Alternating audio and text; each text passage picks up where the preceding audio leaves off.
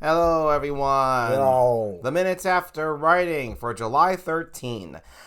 We finished We that. finished at 7:38 p.m. today, and it is right now 10:02 p.m. So that's, I don't know. 2 hours and 24 minutes after, right?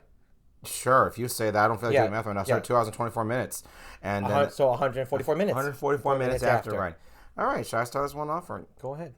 All right, well, if you've been following our videos, we talked about finishing half a segment yesterday on July 12th. Well, July 13th, we finished the other half, and that's where we stopped, because this was a big fucking segment, and it was very complicated, but it went extremely well. Yes.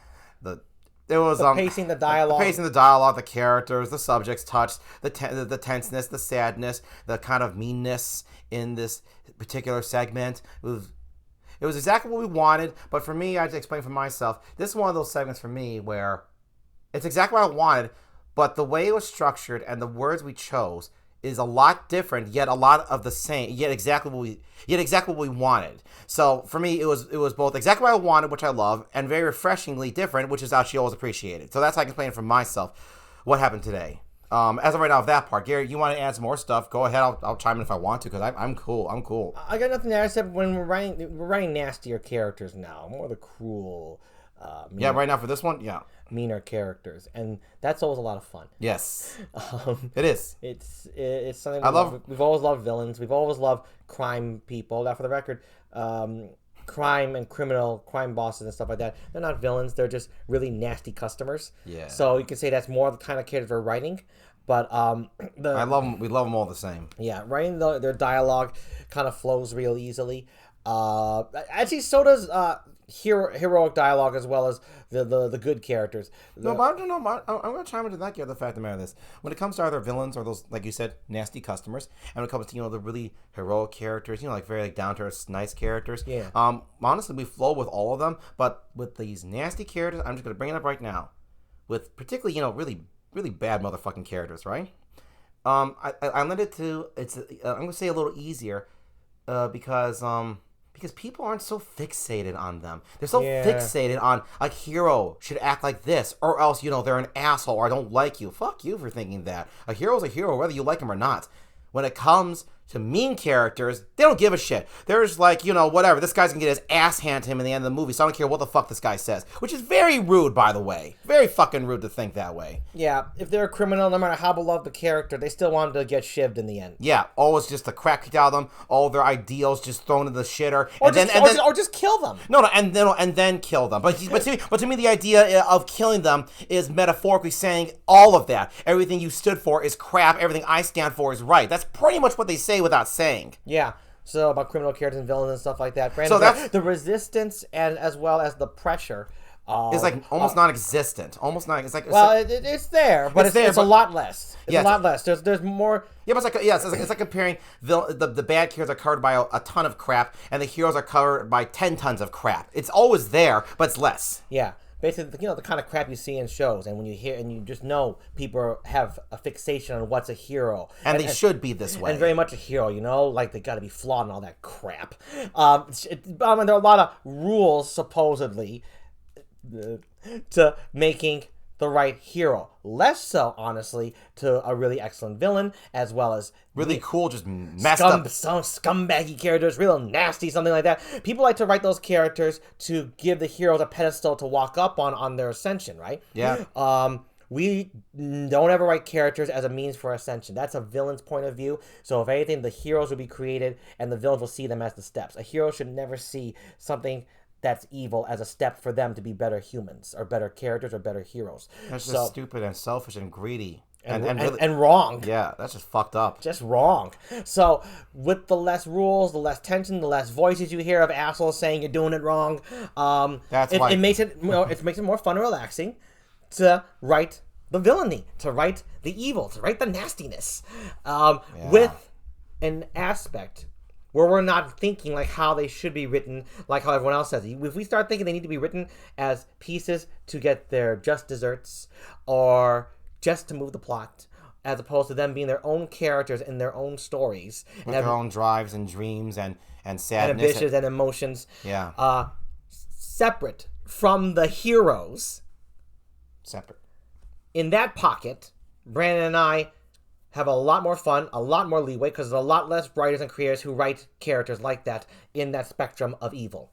And just overall bad behavior. The mean kind of bad behavior, not the loser kind of bad behavior, which is like petty losers or racists or rapists. Those are that's not even fun mean. That's not even good nasty characters. Those are just the losers. Those are not fun to write. It's not fun to write losers. No, we like writing nasty characters. Killers with class. Yes. With principles and morals and personality and character. Yeah, and when it's contradictory to their words, that's fun too, because they're just fucked up.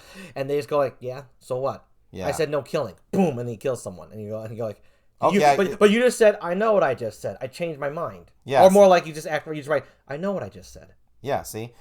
That's really fun writing that nastiness. It's fun. And those are the customers Garrett and I were dealing with when we wrote them. And it's always fun writing that. Yeah. It's always good. Yeah, so we were diving in that particularly with these segments, today's segment, the other half. Yes. And it went very well.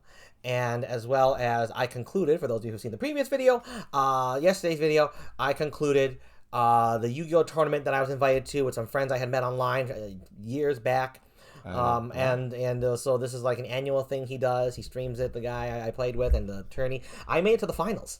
I actually made it to the finals. I beat a whole bunch. Well, not really a whole bunch. It was a very casual tournament. But I was happy with myself because I'm not like a supreme Yu-Gi-Oh player. But the deck I ran was a fun insect deck. Yeah, if anyone knows that. I love the insects. I've always loved them. I thought they were cool. Yeah, from the very beginning. From the very beginning, the first anime, the damn English dub shit. Yeah, that bad English dub. But since then, and I made it to the finals, and the guy totally owned me. Because he's a Yu-Gi-Oh pro. That dude plays. He's played real life tournaments, and he got some good cards. But I had a great time, so it was fun. What I did while Garrett played Yu-Gi-Oh, I napped. He napped. I didn't get a lot of sleep. I needed to sleep so I could write. So I napped. Got like 2.5, 3 hours. It was great. Yep. And what was nice about being runner-up back in the Yu-Gi-Oh tournament, I'm talking about that, getting runner-up, is that last year when it first happened, I got knocked down in the first round. But the insect deck at that time was not as strong, and I did use still an insect deck. I forgot about that. And this time around, it was a fun little grudge match with the individual in question, and I won this time. And the duelist said to me, "Jeep, win this." I almost did. I almost did. I almost got it. I almost won. If you ever watch this video, you catch it somehow. I almost did. Almost is not winning, but it was fun, I guess. I had a good time. So that's it. The writing, mean, nasty characters went very well. We love doing it. It's a lot of fun. Yep. And so yeah, on that note, I think it's a lot of fun for us because the field again that Brandon have chosen how to approach the characters. It's a lot quieter because there's not many people write characters that way. Well, it's the character. They do write them cool and nasty. They just don't give a shit. It's like, I write this character. Oh, this character's intelligent. This character's ruthless. This character has the hero's pegged, but you're going to lose in the end. Yeah. See, whereas with the hero, no, they have to move like this or else they're bad. Okay, good. But now you have to have them say this or else they're not a hero. Now you have to make sure they do this and this and this. Like, oh my gosh.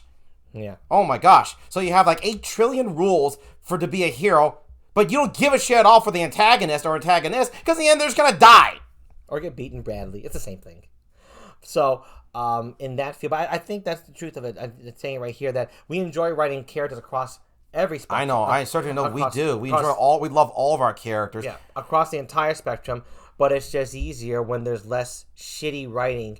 Fixations around a certain group. Yes. It's a lot more freeing, a lot more calming, very fun. Just a lot of fun. Yes. So, to this date, the bad characters get bad writing. Yeah. And the good characters get bad writing because people look too much into it. But they both get screwed over. But it's a lot quieter on the bad side. Yes. But we love them all the same. Mm-hmm. Good and bad. They're awesome. That's how I'm going to wrap it up. Fun day today. And we're going to get back to playing Death Stranding 2 on the beach after this. At the minutes after. You said, bro?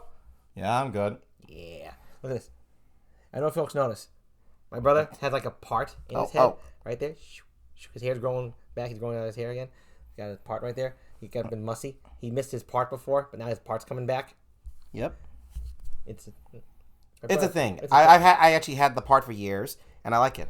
Yeah. It's a simple. I like that. I like it. Yeah. I like the part. Yeah.